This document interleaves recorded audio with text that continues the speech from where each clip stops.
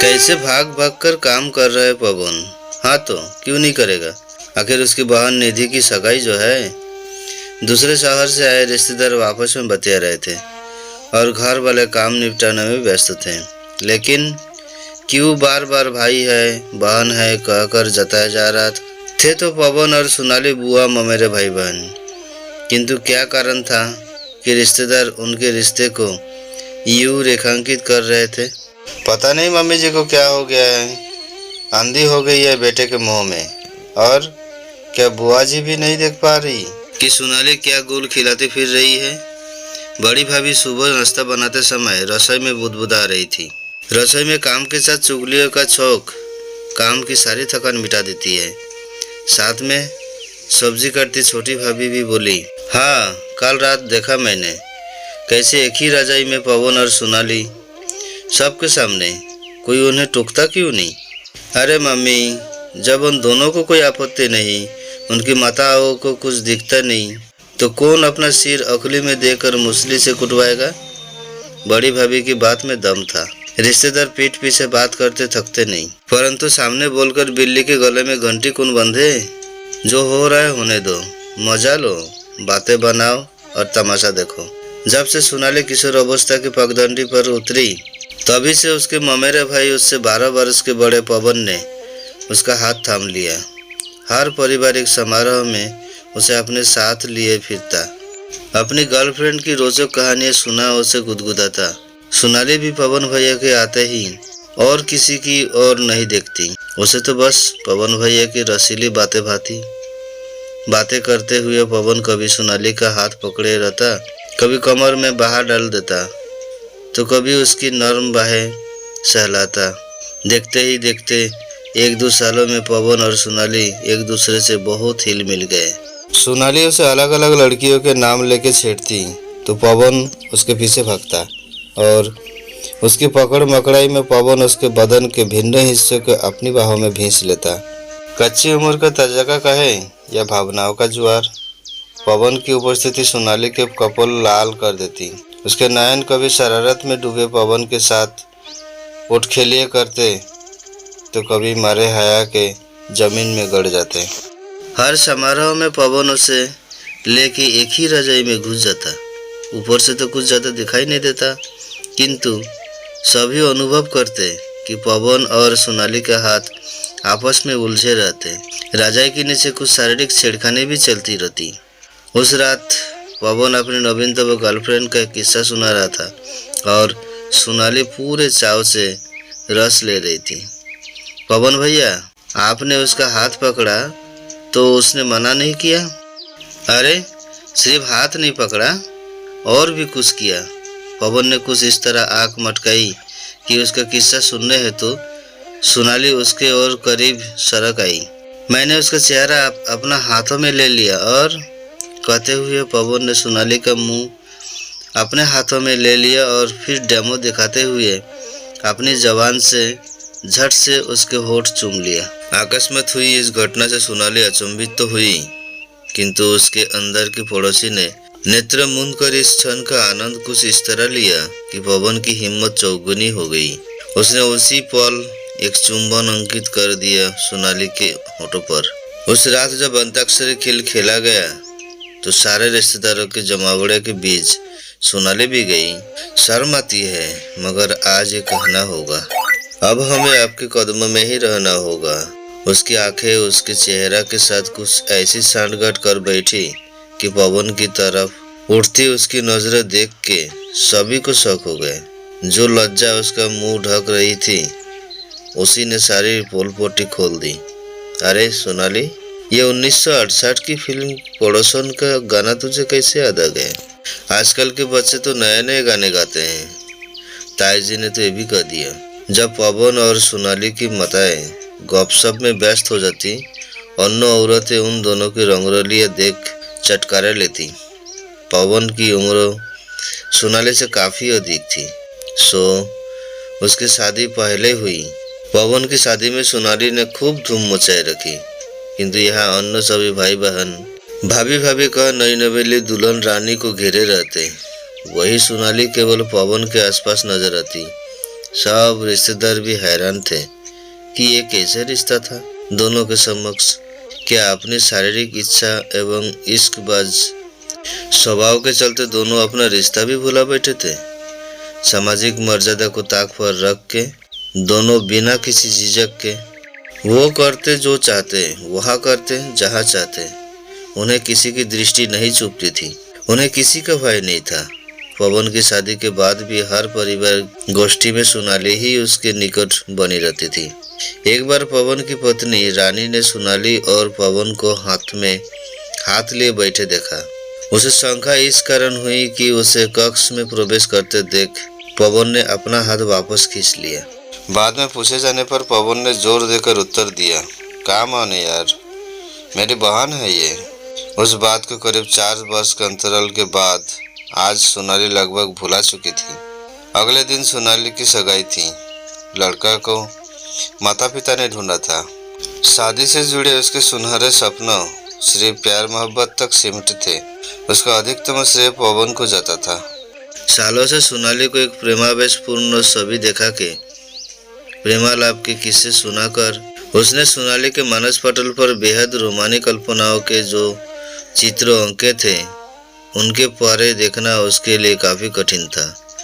सगाई हुई और शादी भी हो गई, मगर अपने ससुराल पहुंचकर सोनाली ने अपने पति का स्वभाव काफी शुष्क पाया।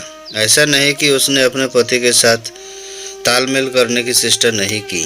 साल भर में बेटियां भी गोद में आ गई, किंतु उनके रूखे व्यवहार के आगे सोनाली भी मुरझाने लगी। 1.5 साल बाद जब छोटी बहन की शादी में वो मायके आई तो पवन से मिलकर एक बार फिर खिल उठी थी।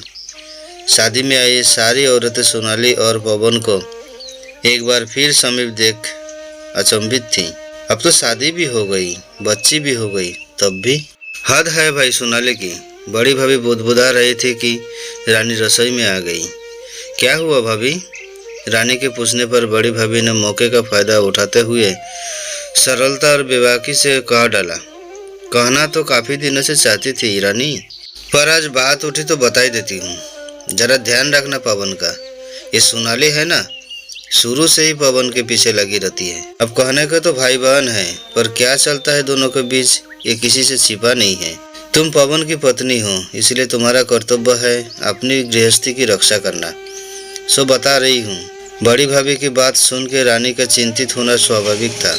माथे पर उभर रही पसीने की बूंदों को पोंछते हुए वो बाहर आई तो सोनाली और पवन के स्वर सुन के वो किवाड़ की नजदीक खड़ी हो गई।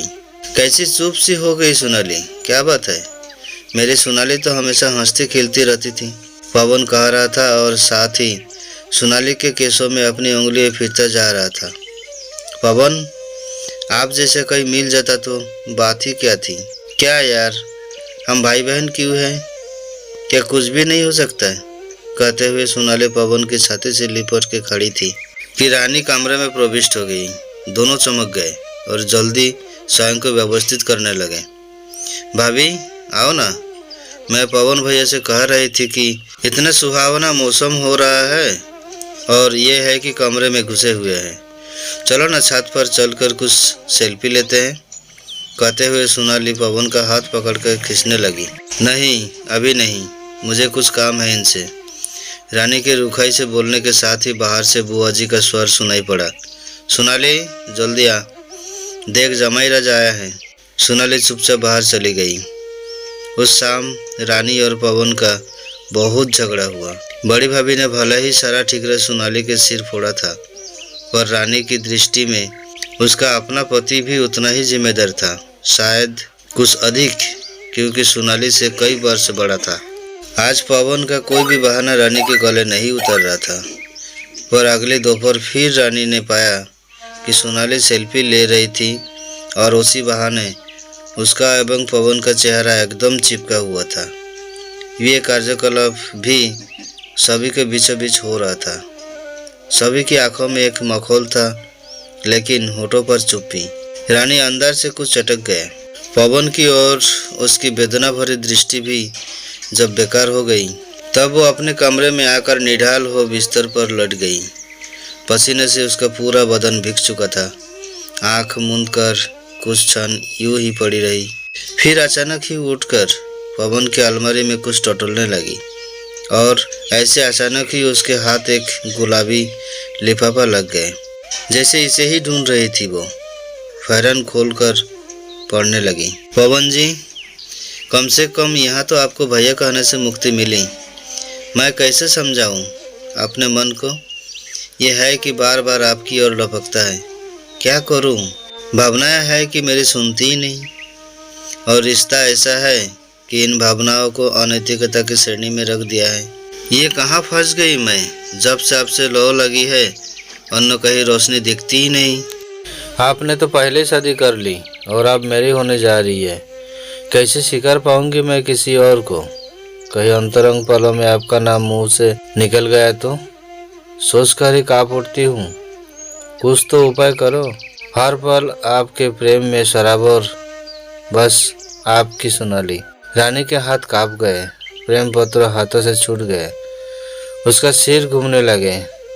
भाई बहन में ऐसा रिश्ता? सोच सोच कर रानी थक चुकी थी। लग रहा था उसका दिमाग फट जाएगा।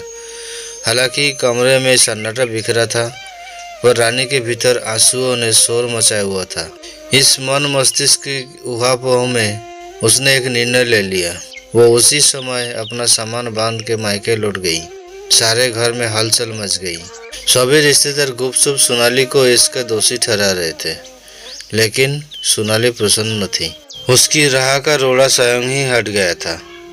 इसी बीच शादी में शामिल होने पहुंचे सोनाली के पति के कानों में भी सारे बातें पड़ गई। ऐसी बातें कहाँ छिपती है भला? जब उन्होंने अपनी पत्नी सोनाली से बात साफ करनी चाहिए तो उसने उल्टा उन्हें ही चार बातें सुना दी। आपकी मुझे कुछ भी बोलने की हैसियत नहीं है। पहले पवन भैया जैसे बनकर दिखाइए, फिर उन पर उंगली उठाइएगा। भन्नाती हुई सोनाली कमरे से बाहर निकल गई। हैरान परेशान से उसके पति भी बरामदा में जा रहे थे कि रानी के हाथों से उड़ा सोनाली और पवन के प्रेम पत्र उनके कदमों में आ गया। मानो सोनाली की सारी परतें उनके समक्ष खुल कर रह गई। उन्हें गहरी ठेस लगी। गृहस्थी की वो गाड़ी आगे कैसे चले जिसमें पहले ही पंचर हो? दिल कसमसा उठा, मन उचाट हो गया।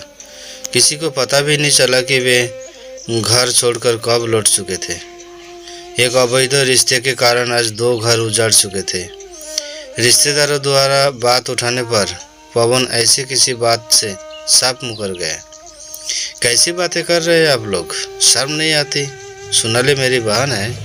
लेकिन प्रेम पत्र हाथ लगने से सारी रिश्तेदारी में सोनाली का नाम बदनाम हो चुका था।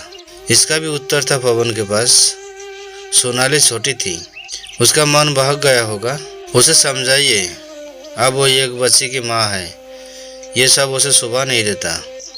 पुरुष प्रधान समाज में एक आदमी ने जो कह दिया, रिश्ते नातेदार उसी को मान लेते हैं।